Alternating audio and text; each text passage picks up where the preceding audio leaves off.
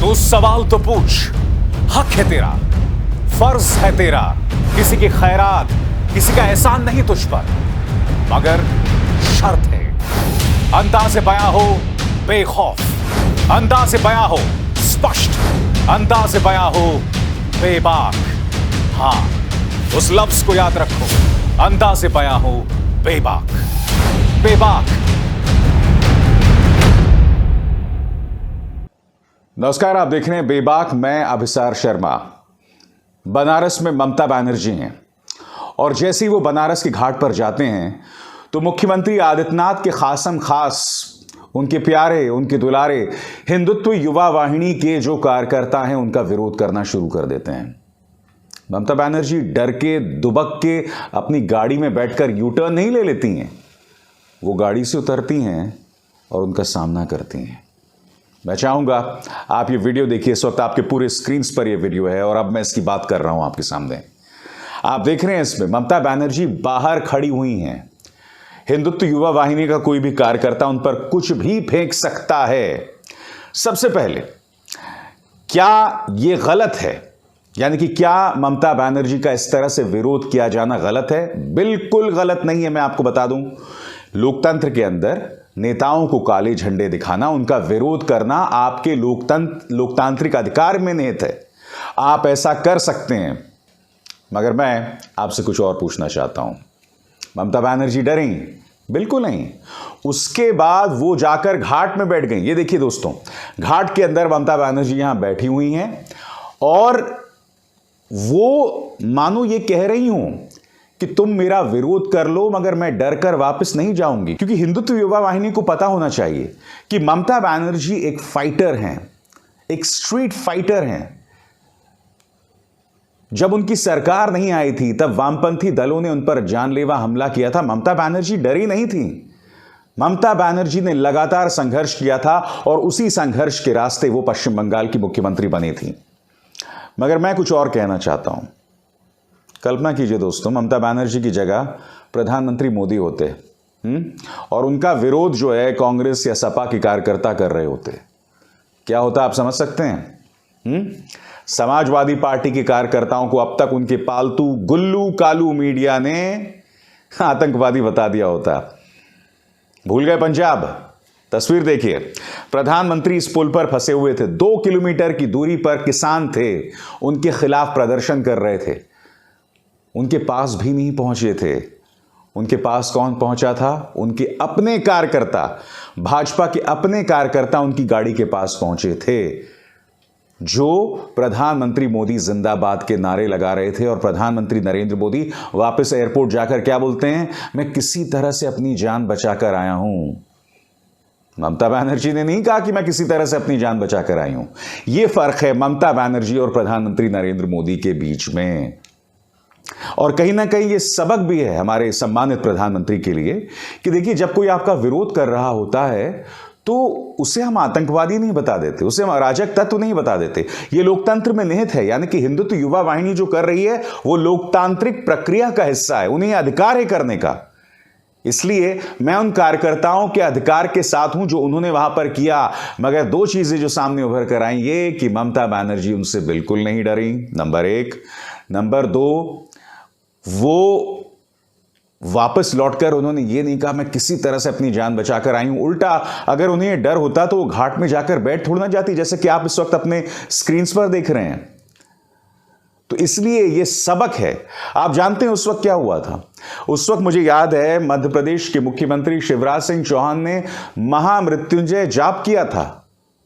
बैजयंत पांडा जो इनकी पार्टी के नेता हैं, दिल्ली में उन्होंने महामृत्युंजय जाप किया था।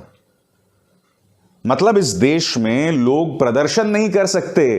प्रधानमंत्री 20 मिनट के लिए एक फ्लाईओवर में क्या फंस जाएं, महामृत्युंजय जाप होने लगता है। क्या डेरेक ओब्रायन, महुआ मोइत्रा या टीएमसी के किसी नेता ने महामृत्युंजय जाप किया?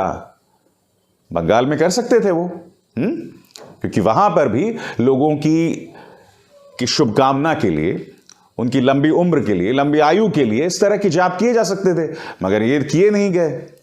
तो कहने का अर्थ क्या है दोस्तों? कहने का अर्थ यहां पर यह है कि यहां पर फर्क पता चलता है एक ताकतवर राजनेता और एक कमजोर राजनेता के बीच का। और मैं कुछ और कहना चाहता हूं आपसे। अभी कुछ ही दिनों पहले, 2 दिन पहले, मैंने आपके सामने कार्यक्रम किया था। स्वामी प्रसाद मौर्य के काफिले पर जानलेवा हमला हुआ। दोस्तों, वीडियो मैंने देखा है, गाड़ियां जा रही हैं एक के बाद एक और भाजपा के कार्यकर्ता पत्थर फेंक रहे हैं। एक गाड़ी जो है वो फंस जाती है नाले में और फिर भी लोग पत्थर लगातार फेंक रहे हैं। मैंने देखा था, ये इतना खौफनाक नजारा था। यानी कि अगर गलती से स्वामी प्रसाद मौर्य फंस जाते तो न जाने क्या होता। तो कहने का अर्थ यह है कि भाजपा के कार्यकर्ता लगातार बौखला रहे हैं। और क्या इससे हमें आने वाले वक्त में, खासकर 10 मार्च के लिए, कोई संदेश मिल रहा है? क्या वजह है? देखिए, भाजपा और उसके कार्यकर्ताओं को इनके पालतू मीडिया तो बता चुकी है कि आप जीतने वाले हैं। तो अगर आप जीतने वाले हैं तो जीत में थोड़ी सी दानिशमंदी, थोड़ी, जिसे कहते हैं ना, बड़ा दिल दिखाना चाहिए। हालांकि अभी आप जीते नहीं हैं, मगर इस कदर बौखलाहट जो है ना, वो मुझे लग रहा है कि तस्वीर हो सकता है कुछ और हो। और इस तस्वीर का आभास बीजेपी के कार्यकर्ताओं को हो गया हो। ममता बनर्जी पर जिस तरह से कल उनका विरोध प्रदर्शन किया गया, उससे समाजवादी पार्टी ने बहुत बड़ा मुद्दा बना दिया है। समाजवादी पार्टी ने क्या कहा है, मैं आपको पढ़ के सुनाना चाहता हूं। उनके नेता हैं आईपी सिंह। देश में इकलौती ब्राह्मण महिला मुख्यमंत्री, इनसे बर्दाश्त नहीं होती। काशी विश्वनाथ मंदिर के बाहर काला झंडा, वो भी एक महिला को दिखाकर अपमानित करने का प्रयास हुआ। पूरी हिंदू सभ्यता को आज काशी में कलंकित करने के कुत्सित प्रयास हुआ। सनातन धर्म को कलंकित किया गया। यह गुजरात नहीं, उत्तर प्रदेश है। आईपी सिंह साहब एक राजनेता हैं और उन्होंने जो कहा, मैं इस पर टिप्पणी नहीं करना चाहता, मगर मैं कुछ और कहना चाहता हूं। कल्पना कीजिए दोस्तों, इसी तरह से मंदिर के सामने काले झंडे किसी और पॉलिटिकल पार्टी के कार्यकर्ता ने दिखाए होते तो पूरा गुल्लू और कालू मीडिया जो है वो डिबेट करने लगता कि देखो हिंदू धर्म का कितना बड़ा अपमान हुआ है। क्योंकि इससे कम गुनाह पर, अगर मैं इसे गुनाह मानूं जिसे आईपी सिंह इतना बड़ा गुनाह मान रहे हैं, इससे कम गुनाह पर गोदी मीडिया ने डिबेट किया है और विपक्ष को बदनाम करने का प्रयास किया है। और गुल्लू कालू से याद आया दोस्तों, सुना है कल बनारस में एक और घटनाक्रम हुआ।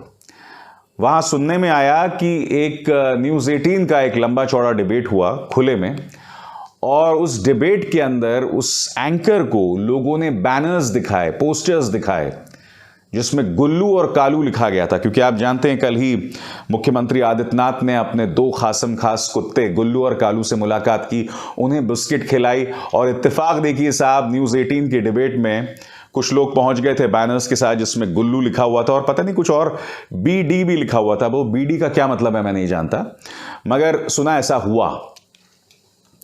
और जो कितने शर्म की बात है दोस्तों कि विपक्ष आपको टारगेट कर रहा है।